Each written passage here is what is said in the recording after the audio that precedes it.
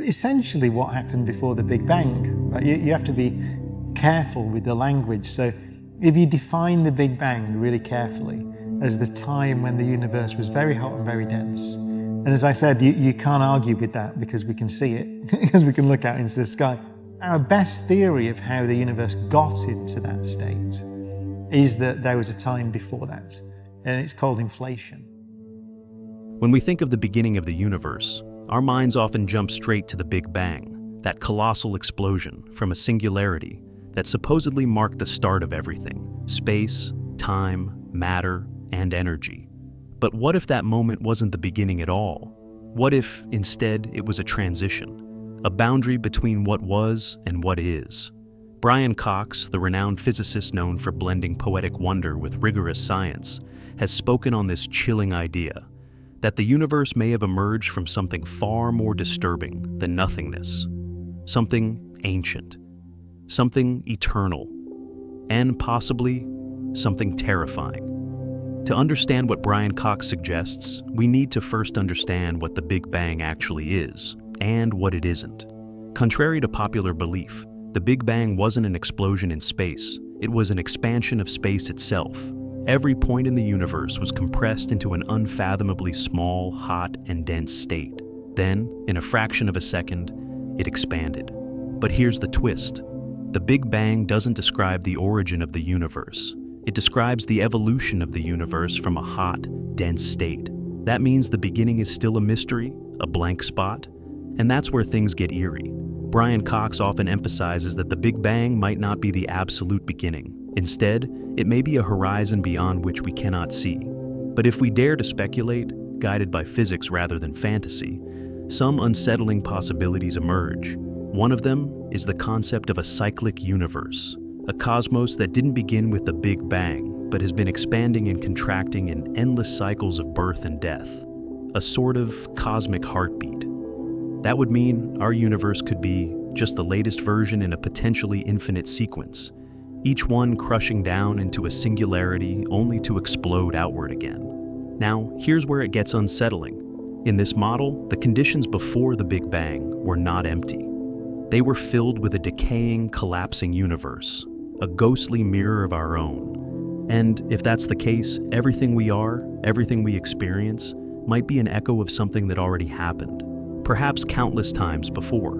The laws of physics could be recycled. The constants of nature might remain fixed, but the details, the stars, the galaxies, the civilizations, could be different every time.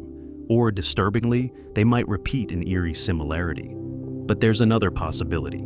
Brian Cox has referenced the idea of the multiverse, the notion that our universe is just one bubble in a vast cosmic foam of universes. In some versions of this theory, particularly those linked to eternal inflation, universes are constantly being born in a sea of quantum chaos. That means the Big Bang was not the beginning of everything, just the beginning of our universe's local chapter. Before it, a roiling, eternal inflation field, birthing infinite universes, each with their own laws and constants. And what's terrifying about that? It's the realization that there may be no ultimate origin, no singular cause, just an endless fractal of universes spinning off each other forever. In such a reality, meaning itself becomes elusive. Our universe, our lives, might be nothing more than a flicker in a chaotic quantum storm, a cosmic accident with no purpose, no direction, and no end. Even more disturbing are the quantum gravity models that suggest time itself may be emergent. That is, time, as we understand it, didn't exist before the Big Bang. In fact, before might be a meaningless concept. Brian Cox often highlights this strange consequence. If time is a property that began with the Big Bang, then there is no before. Just like there's no place north of the North Pole, there might be no time prior to the Big Bang. But if that's true, where did the Big Bang come from? How did it happen without time to allow it? One idea comes from loop quantum cosmology, a theory that attempts to unify quantum mechanics and general relativity. In this framework, the universe doesn't emerge from a singularity. Instead, it undergoes a bounce. Before the Big Bang, there was a contracting universe which compressed down to a smallest possible volume, never reaching infinite density, and then rebounded into expansion. The implication is that the Big Bang was not a beginning, but a transition point between contraction and expansion. If true, then we must ask, what was that prior universe like? Was it similar to ours? Was it filled with stars, galaxies, and life? Or was it cold, dark, and collapsing? A dying cosmos falling into itself. And here lies the truly haunting possibility. If the laws of physics remain constant across cycles, and if quantum information is never truly destroyed, then echoes of previous universes might be imprinted in our own. Subtle clues buried in the cosmic microwave background radiation. Patterns that shouldn't be there. Maybe even scars from collisions with other universes. In fact, some physicists have claimed to detect circular anomalies in the background radiation, spots where the smoothness of the cosmos is broken. Could these be bruises from a previous existence? The notion that we live in a universe that has died and been reborn countless times isn't just unsettling, it's humbling. It means that our cosmic story might be one of recurrence rather than creation, a play endlessly reperformed on a stage that never changes. Brian Cox has remarked that this cyclical model forces us to confront the ultimate insignificance of beginnings and endings. What matters is not when the universe started, but why it behaves the way it does now, and perhaps what comes next. But let's go deeper. What if the pre-Big Bang state was something even more alien? Some physicists, inspired by string theory and M theory, suggest that our universe could have been created from the collision of higher dimensional objects called brains. In this scenario, our entire universe exists on a three-dimensional membrane floating in a higher dimensional space.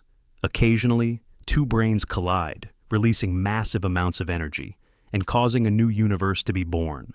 The Big Bang in this model is just the moment of impact. Before that, two vast sheets of reality drifted in an eternal void. Their convergence wasn't random, it was inevitable, and terrifyingly, it might happen again. Then there's the possibility that, before the Big Bang, the universe existed in a radically different form. Some physicists have proposed a pre-geometric phase, a state where space and time, as we understand them, didn't exist. Instead, what existed was pure information, a tangled network of quantum relationships without direction, distance, or duration. No past, no future, no space to move through, and no time to mark movement. It's not that there was something before the Big Bang in the traditional sense, it's that the Big Bang was a transformation, a cosmic phase change. Just as water freezes into ice under the right conditions, space and time may have crystallized out of something more fundamental. This line of thinking suggests that the Big Bang wasn't the start of matter, but the beginning of structure, an emergent phenomenon, like patterns forming on a frosted window. But if time and space can emerge, then the idea of a before becomes meaningless. Yet, it leaves one unavoidable conclusion. Something must have existed. Something outside our notions of beginnings and endings. Perhaps it was a timeless mathematical system, a sea of probabilities, a strange, silent framework waiting for complexity to ignite. This is where things become not just strange, but deeply unsettling. If the fundamental layer of reality isn't physical, but mathematical, pure logic and code, then what we experience as real may just be an illusion arising from patterns and information. We're not living in a solid universe of substance, but in a delicate, ever-evolving arrangement of values. And those patterns don't care about meaning, purpose, or direction. They simply follow rules. That's the terror. Not destruction or chaos, but indifference. A reality that doesn't need to care because it wasn't made to care.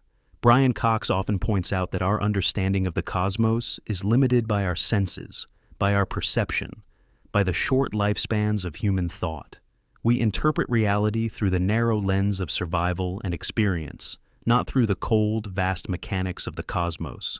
The universe is not required to conform to our intuition. In fact, it often defies it. Our minds crave origin stories, neat beginnings, and satisfying ends. But the universe may offer none of that. Instead, it may offer only endless transformation, a rolling wave of becoming, with no true start and no final finish. This is the profound and terrifying message hidden behind Brian Cox's quiet warnings, that what lies before the Big Bang is not just unknown, it may be unknowable. Not because we haven't yet discovered the answer, but because our universe might be the wrong tool to even ask the question, like trying to describe color to someone who has never had sight. The rules we live by, the very concept of time itself, may not apply beyond that invisible boundary. And yet, this mystery is also beautiful.